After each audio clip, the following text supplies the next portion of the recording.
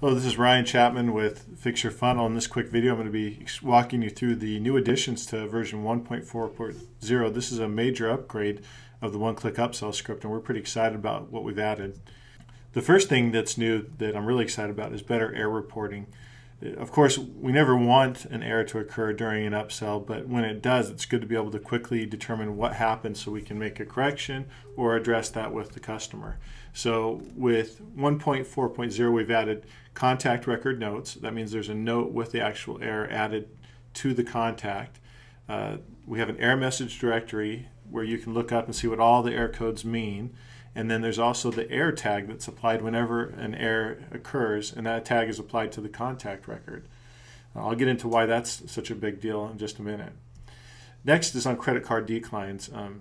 With the previous versions, if there was a decline, it would just show an error, and that was the end of it.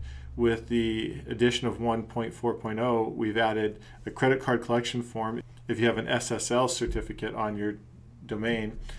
And we also have the option, if you're not using the credit card collection form, that allows them to actually enter in their information, process the order again, and then go forward. If they don't do that, then you can also set up a custom decline message. So instead of using my message, you can use whatever message you want. And both of those are neat, but it's going to be even neater when you get to the very last feature I want to share with you, which is not yet. Next is tags. We've added a buyer tag. So if someone takes you up on your upsell, there's a tag. You can choose which tag will be applied to them in the upsell setup screen. There's also the non-buyer tag. So if someone clicks on the no thank you link, it can apply a tag to them as well. I'm particularly excited about this one because someone buys, it's good to know about. And of course, you want to be able to kick off stuff in the new campaign builder using that buyer tag. But the non-buyer tag allows you to be able to follow up with someone who didn't buy down the road and re-offer them that particular upsell. And so there's better tracking. You're going to have a better vision of what each of your customers have done as they've gone through your upsell sequences.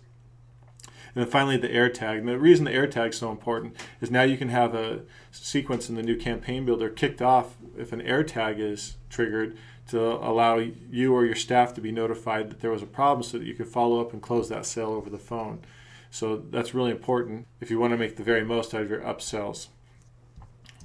Okay, which credit card? This is a question a lot of people had, and in the version previous to 1.4.0, it used the newest valid credit card. Now you have an option on each upsell to set it to look for the last used credit card or payment method, or use the newest valid credit card. So newest valid credit card means it'll go and look at the credit card to see which one was added most recently, and it'll use that one. However, sometimes people are using a credit card that wasn't the most recently used. It was a previously saved credit card and they're using it again on a purchase. So that is where the last used credit card comes into play. So you can choose either one of those methods. We also added support for PayPal in the sense that if someone purchased on their last purchase with PayPal, meaning they bought out of a shopping cart versus an order form, or maybe one of the new order forms where PayPal support is being added, you can redirect to the shopping cart with the PayPal option being available to them. And there's a couple limitations on this. You can only do that if your upsell includes one product or one subscription. You can't do a combination, and it won't respect payment plans. So just keep that in mind. Next is Quantities. Some people had requested information about this, but we actually built this into the script now, so it will automatically recognize if you're using quantities or not. And I included an example in the upgrade of the script that shows you how to use the quantity dropdown. Now what's really cool about this is in my example, I also included a payment plan. So you'd actually have to set up two upsells to make this work, but you could use a quantity and have a full pay or a payment plan option available all on the same page. And I give you a little example of that so you can see how that works in the script.